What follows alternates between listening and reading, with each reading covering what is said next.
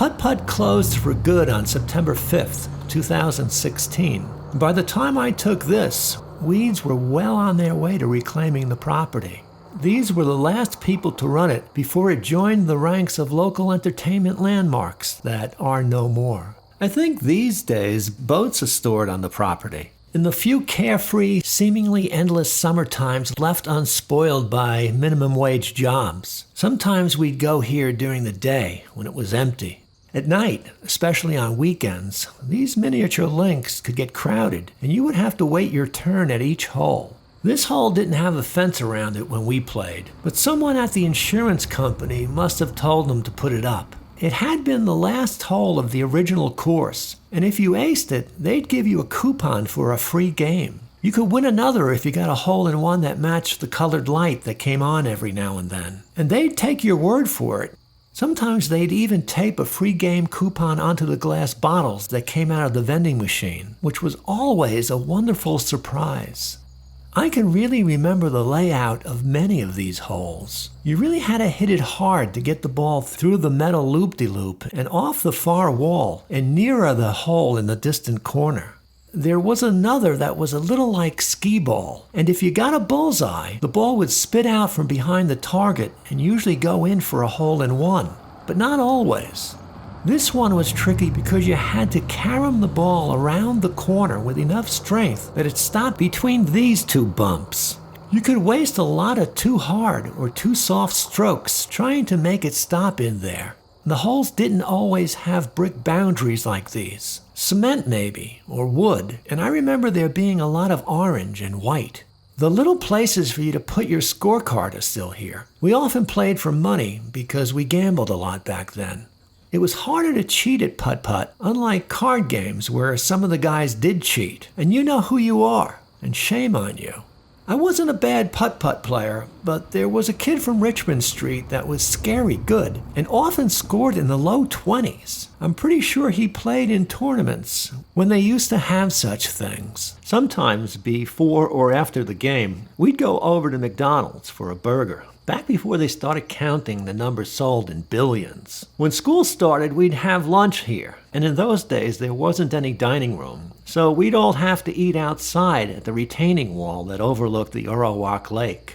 I remember ducks swimming over to invite feedings of bread or french fries, which even back then wasn't considered a particularly healthful thing for the ducks. There's the high school, and we'll come back for that.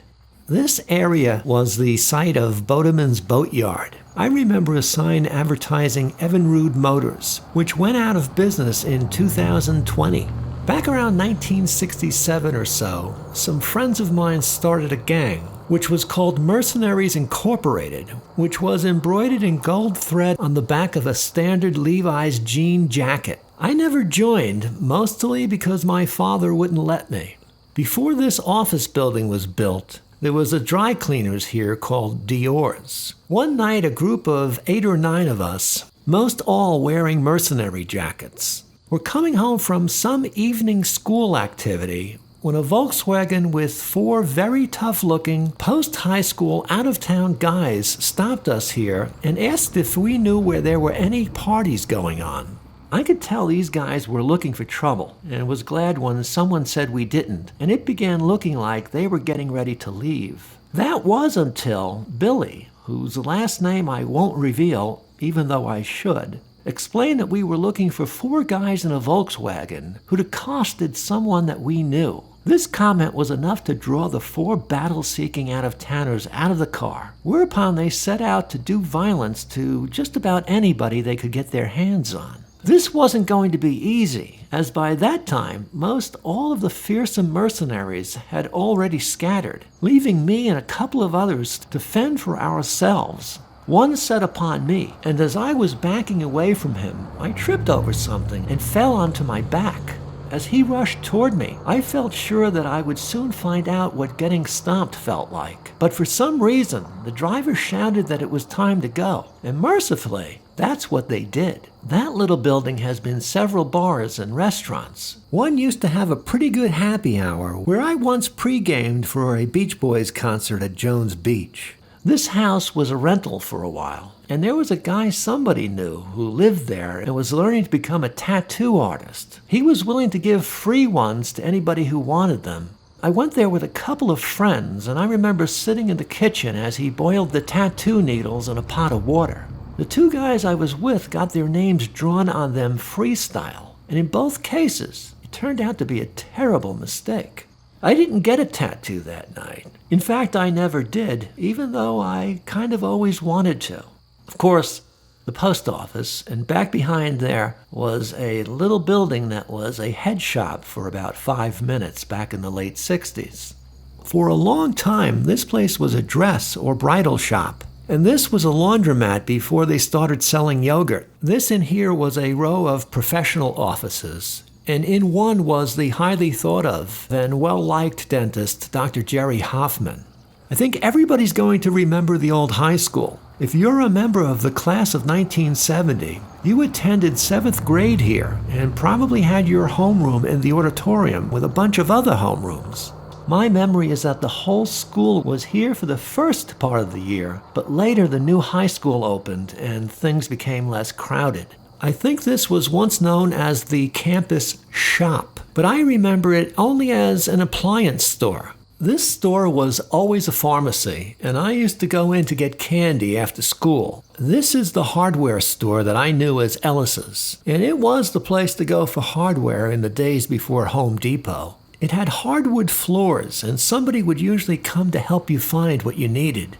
When we were selling my parents' house not too long ago, I came here to get a little chain for turning a light on and off. And sure enough, the clerk found one inside a little manila envelope, tucked away in a drawer somewhere. This place was once Terry Jewelers, which I never entered. Upstairs there was a dentist that my family went to a couple of times, but after a while we stopped going there. This was Epstein's, which had the school gym outfits franchise, and our football coaches used to send us down there to buy jocks. I remember it as very old school, with clothes piled up on countertops, and you'd almost always have to ask somebody to help you find something. Later, it was converted to Charlie's Used Furniture, best known for the old-time buggy that he kept on its roof. Next door was once a guns and ammo store, and later it was converted to a plumbing supply.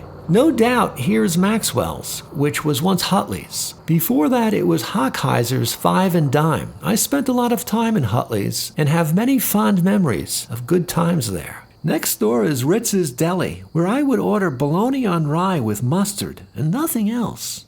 This is Andy's Pizza. When he first opened, the kitchen was behind a wall that he built, and you ordered your pizza through a little window, which at the time I thought was pretty unusual. Originally there wasn't much, if any, seating, but later they expanded to include at least this second storefront. Changes have been made to the facades, but I think in here was Rose's stationery store. I once went there to buy airplane glue, and the cigar-smoking proprietor cracked, "The kind you sniff?" It was, but even then I knew that sniffing glue was whack.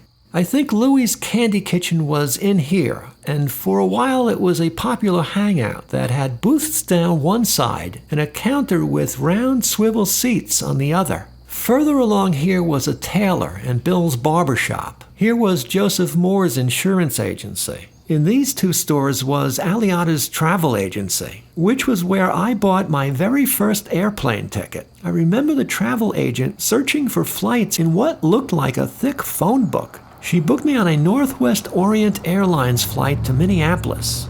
This was once an A&P, and after it closed, it became political headquarters for LBJ's presidential campaign. My father was greatly involved in that run, and I well remember spending quite a bit of time in there with him, hand-addressing envelopes, giving out literature and buttons, and going out to put up posters on telephone poles. And it was particularly fun and allowed to tear down Goldwater's.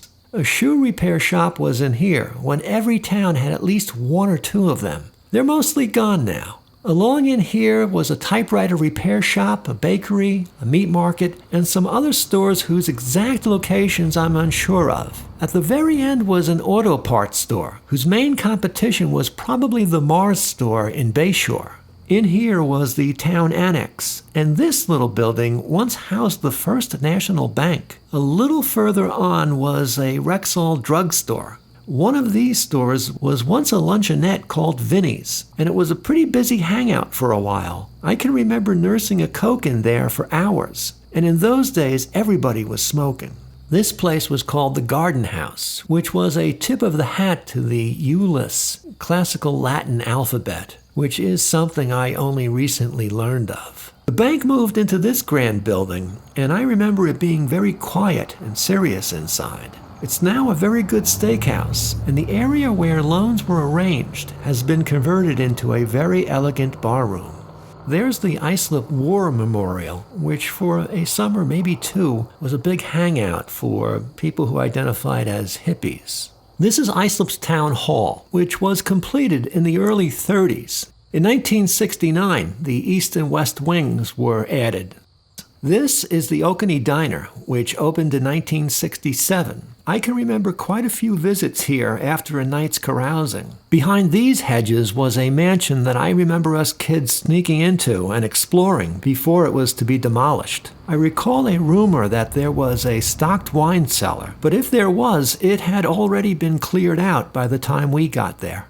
So now here on St. Mark's Lane, we're going to turn around. Here's St. Mark's Church, which had a fire years ago, but the big news was that they would rebuild it to look just like the original, and that's what they did. This was the Castle Inn where I worked when I was maybe 15 or 16, washing dishes, setting up and moving tables and chairs, and vacuuming the red carpet in the beautiful lobby with the wonderful stone fireplace and fancy woodwork. I think I got $1.25 an hour, and I would classify it as my first truly horrible job, of which there would be plenty more. This place used to be Marion's small motor repair and bicycle shop. My brother Phil once bought an outboard motor from him, but it didn't work, so he had to bring it back, even though Marion said it was a one-shot deal. I think my father had to get involved. This is where the Town Hall Diner stood, where we used to go after bar time and drink beer.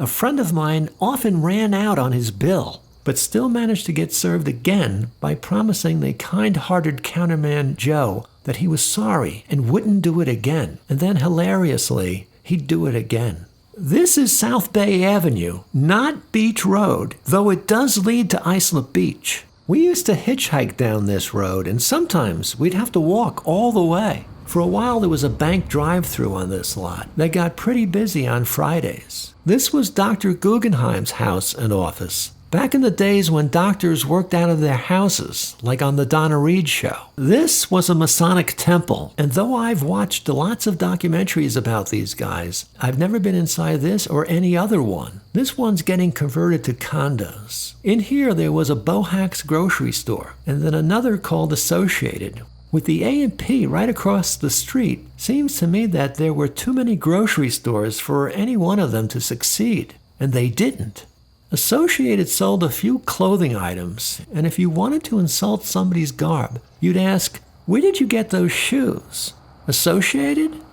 It was mean, but funny. This started out as Allen's Pharmacy before becoming Verizer's Pharmacy. In the late 60s, it was converted by future town supervisor Pete McGowan to a bar called the Pump House. I haunted this place for a while. I loved their grilled boar's head hot dogs, which were served with Cheez-Its. Right next door was Mulcahy's, which had earlier been Penny Sue's Luncheonette. After Mulcahy's, it was converted to a restaurant called the Bayberry Cafe, where Chef Kevin McCarthy cooked me as good a piece of swordfish as I've ever eaten.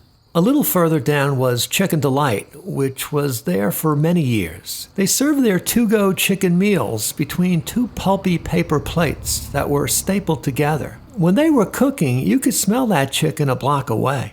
The Cleaners has been there for as long as I can remember. A pretty good 5 and 10 used to be on this corner, and it won't be long now before nobody knows what a 5 and 10 cent store was. A little further down was the Town Tavern. We used to sneak in before turning 18, which, believe it or not, was the legal drinking age back then. It was a quintessential bar room with a couple of pinball machines and a pool table in the middle. There was a barber shop along here, and the guy who owned the place put a bumper pool table in the back room and invited us guys to use it whenever we wanted. I don't remember ever taking him up on that offer. In here was a health food store that I remember seeing window signs advertising a product called Tiger's Milk, whatever that is. There weren't that many health food stores around back then.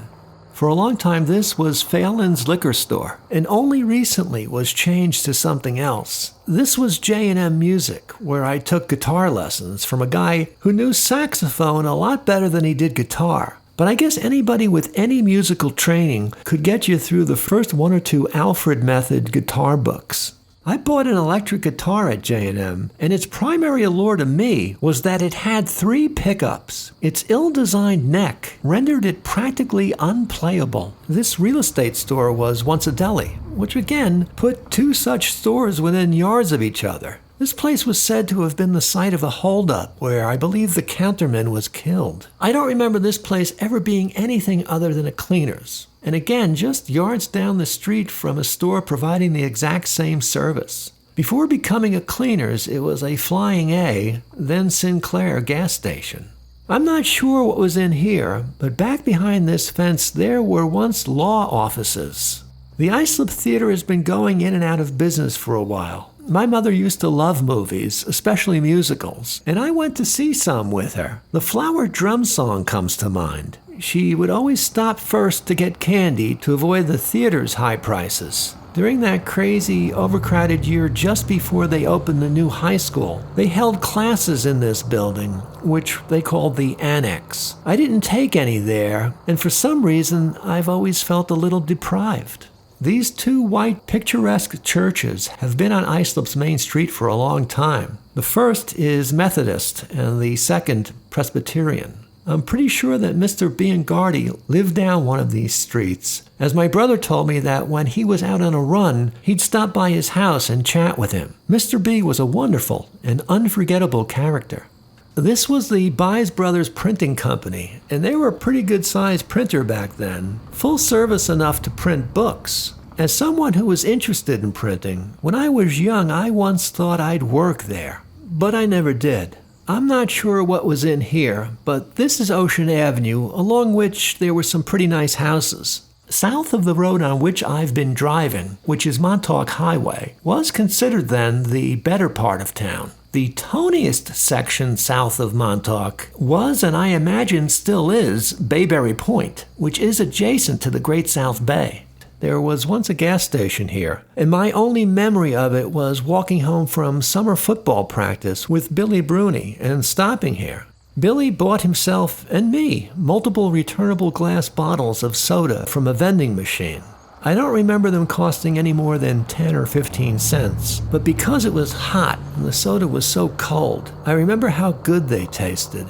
Billy was thought to be well off because his father owned a Chevy dealership. This was Exie Mayer's auto repair shop. My father ran against Exie for the school board and was quite soundly defeated. One of these buildings housed Hard Sales, which was a leading innovator of sail design beginning in the 1950s. They made sails for more than 100 national and international small boat racing champions, and was one of the first to use computers to design sails. I think these were always service stations of one kind or another, but that building there, that's the Viking Inn. It was noted for hosting competitive dart tournaments, as well as getting some pretty good bands in there to perform. It's where the Tuneful Trolley had their 50th anniversary. Right across the street is Overton's Funeral Parlor. And I'm not saying that everybody who's ever lived in Islip eventually passes through those doors, but almost everybody does. After wakes, mourners often walk over to the Viking to toast the dearly departed. There used to be an old-school Carvel stand on this property, and in here is a trailer park that's been here an awfully long time. This is the old Seascape Inn that back in the 60s and 70s was the place to go for good food. Over the years, it changed hands a few times, and now it's operated by a small chain called JR's Steak. Down the street, Hank Kavanaugh and I kept our clam boat for one summer. Our little business on the bay didn't fare well and ended when our boat was sunk by whoever it was that owned the dock that we were tying up to without bothering to pay them for the privilege. And now we're back at McDonald's. And I wasn't going to admit this, but one night a heist, and that's what it was called, was planned here in which one of us, and it wasn't me because I was too big a chicken, went into the burger stand and ordered 15 or 20 cheeseburgers. The car we were in was parked directly across the street, just to my left, and I can remember watching our point man sprinting from the store and across the street and leaping into the car as all mayhem broke out. Everyone was laughing their heads off as the driver peeled out and the burgers were passed around. It is probably thanks to us that forever thereafter, at least at that particular McDonald's, they would first get their money before handing over the food. Okay, so now we're back at the school, and in 1970, only this administration building existed.